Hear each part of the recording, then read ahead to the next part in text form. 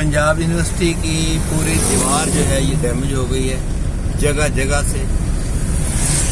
ये रात आने वाली आंधी ने तबाही मचाई है, कुछ भी नहीं छोड़ा।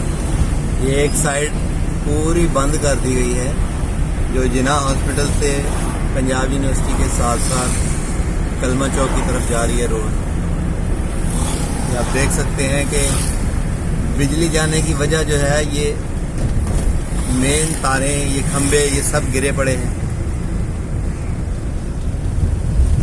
दरख्त, बड़े बड़े पुराने दरख्त जो हैं वो अपनी जड़ों समेत उखड़ गए।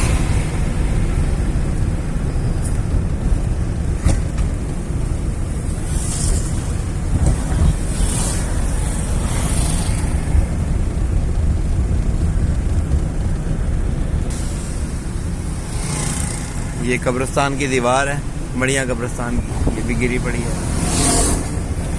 क्रेनें लगी हुई हैं, आहिस्ता आहिस्ता इसको हटा रहे हैं। ये देखें पंजाब यूनिवर्सिटी की दीवार का हाल।